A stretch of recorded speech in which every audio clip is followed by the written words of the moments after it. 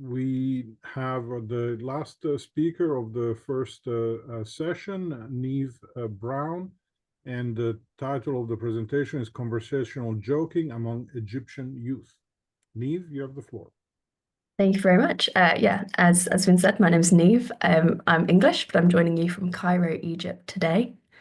I have an academic background in linguistics, and I want to talk to you today about conversational joking among Egyptian youth based on a small pilot study that I did recently.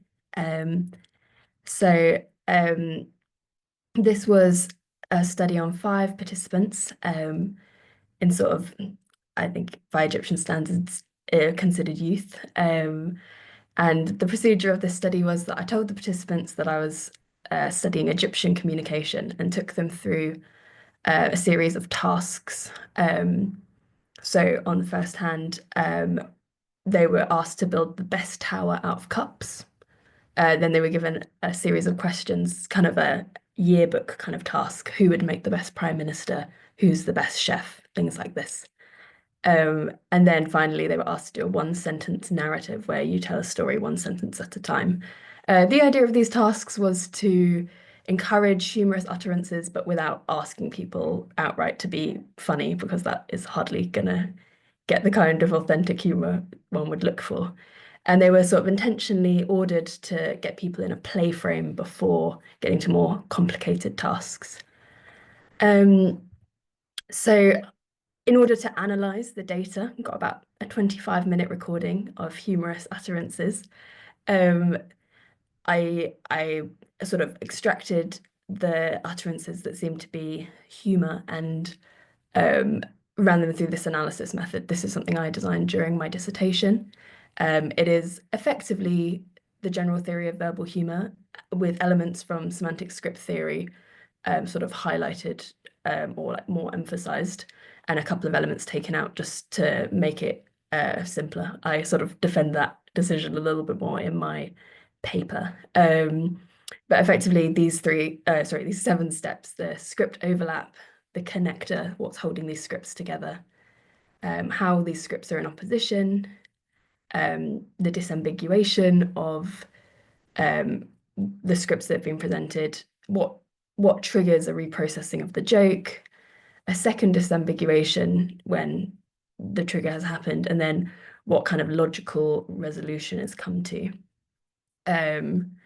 And so the logical mechanism that we know from GTVH is kind of in the connector and in the resolution there. And yeah, so I ran the jokes through this. I'm going to step through some canned jokes first, just to illustrate this, and then look at how this works in regard to spontaneous jokes. And I've got 4 jokes from the much wider data set that I want to share with you. Where are we? Okay, so this is a verbal canned joke.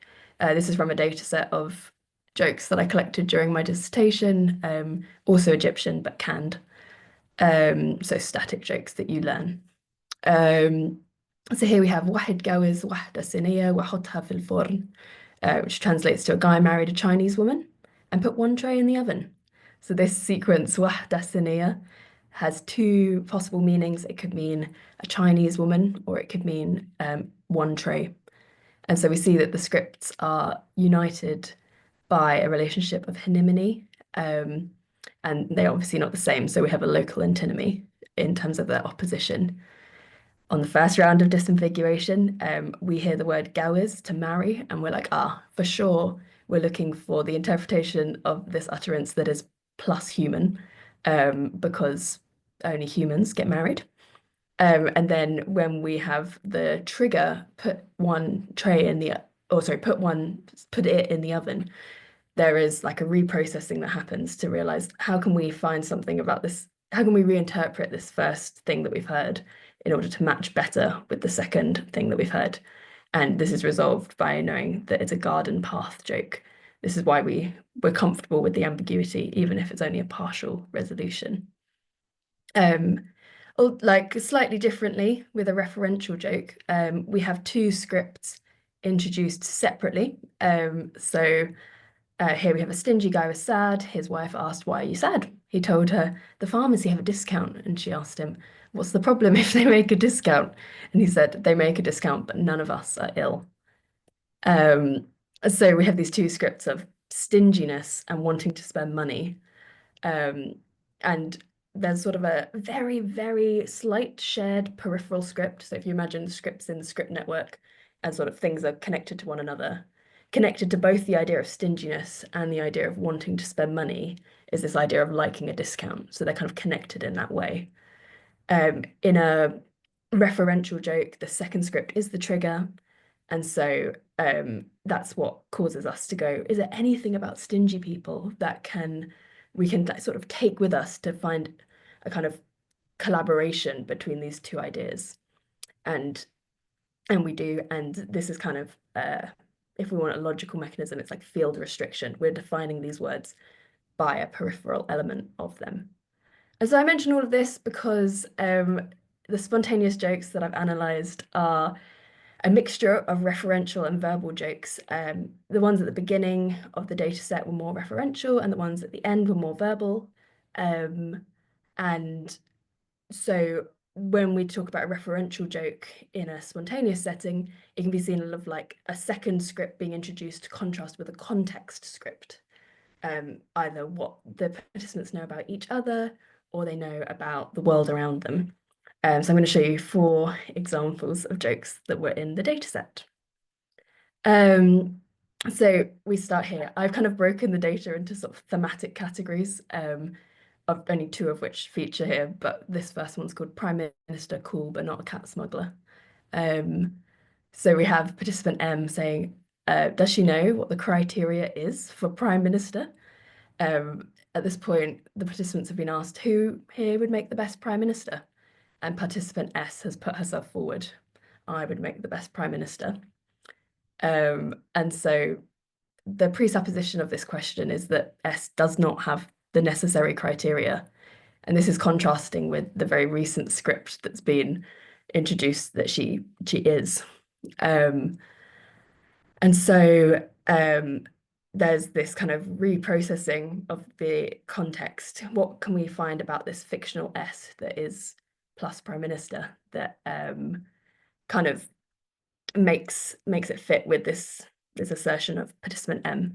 And they find that S herself is common to both scripts, and we kind of reverse this fictional S that is plus Prime Minister, and real life S who indeed doesn't have the criteria. Similarly, we have this other referential joke also spoken by participant M. He says, S wants all the titles, so take the cats. This is in response to a question that's asked the participants to say how many cats they think they could smuggle into France. And so they've had a big discussion about that. And so S has put her name forward for Prime Minister, for being the coolest person. And so then M is like, well, S wants all the titles. Here, have them. And so this is a trigger for us. We don't know why would S want all the cats? What has titles got to do with that? And so we look back to the meaning of the word cats. What can we know from the context, and find something that makes these things make sense and there be a collaboration. And we've kind of reinterpret the word cats as a type of title. And so we then have field restriction again. Then much later in the data set, we come to a different subset of jokes. It's kind of built around this idea of a love story. At the beginning of task 3, participants R and S both reach for an envelope with the task in and they touch hands. And so R responds to this by saying love story in romantic tones that I can't replicate. And so then there is this contrast between the context script, no romance, and this assertion that there is romance. And so the trigger kind of causes us to reinterpret the context, going, is there anything about this context that we can find that fits with the new script. And we find their no romance context is like plus physical contact. They've touched hands. And so it's a reinterpreting of this. And so in terms of a logical resolution, we have exaggeration or false reasoning, perhaps. It's possible to like interpret this slightly differently and talk about it in terms of it being a verbal joke. The difference there would be both scripts would be introduced simultaneously when they touch hands. So a physical introduction of the two scripts, and the initial script being like an innocent action, and then the trigger being, sorry, both scripts being there, but then the trigger being this like phrase love story and causing a reprocessing of the innocent like interpretation to be a romantic interpretation. But so I feel like this one's maybe a little bit borderline, and it could be either, and it's like can a script be introduced visually? So that's the kind of thought there. Okay, and then we have this fourth joke, the last one I'm going to introduce today before talking about some observations. Participant M says, the Prime Minister is sitting at a cafe looking at your picture. You're dreaming, mate. Because they've gotten further in their sort of one-line story. So they've all been saying a sentence and then adding to it one by one. And we've had this story where participant participant S is sitting in a cafe and she's looking at a picture of participant R and missing him because I think he's died. And so then there's a small interruption and participant M is sat thinking, what is he going to do with his turn in the story game? And he remarks to participant R, like, wow, the Prime Minister is looking at your picture. And we have this verbal joke that's based on a hegemony between the real Prime Minister and the fake Prime Minister, which is S. And so originally like our first disambiguation, the first interpretation of that phrase Prime Minister is that we're talking about participant S, who is also plus loves R. And then the trigger, your dreaming mate, triggers a reprocessing because like it's been fairly well established that R and S are in love at this point in the fictional world. So why is that unusual? And we reprocess to find that M is intending to denotate the real life Prime Minister. And so we have like a garden path joke based on this kind of script switch, which I thought was really, really interesting.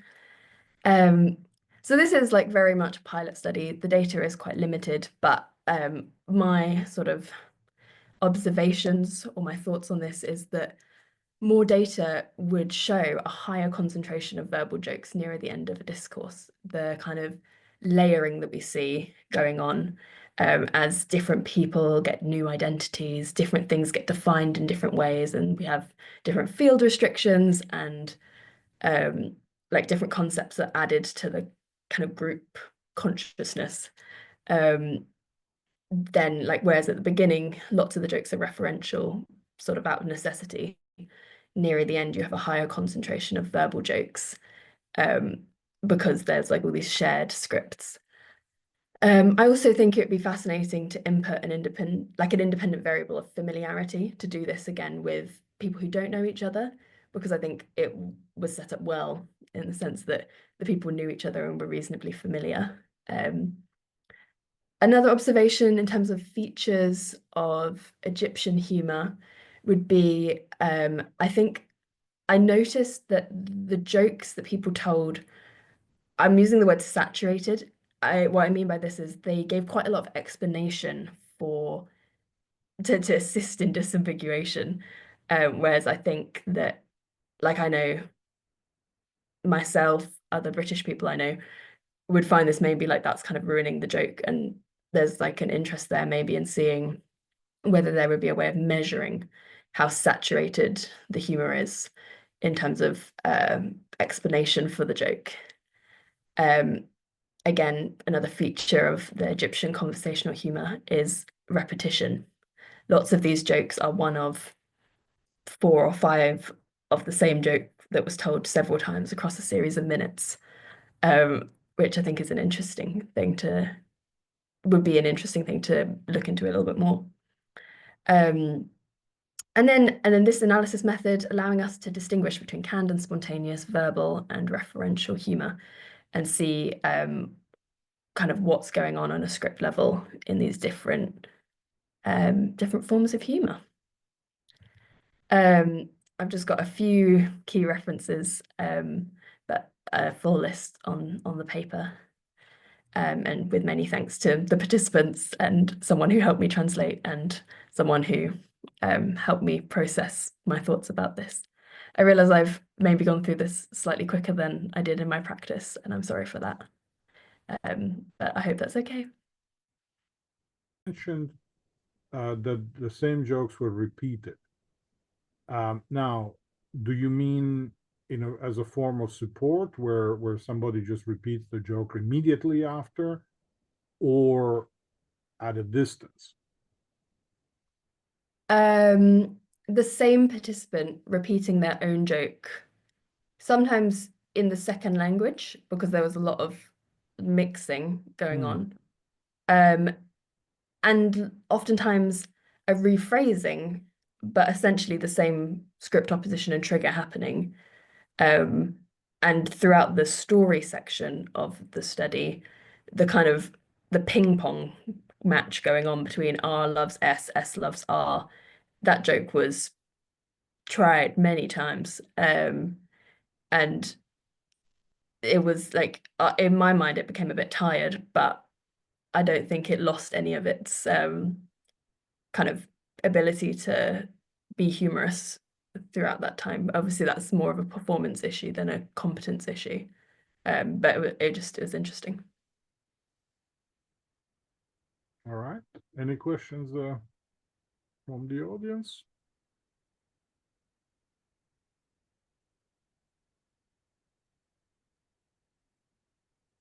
No.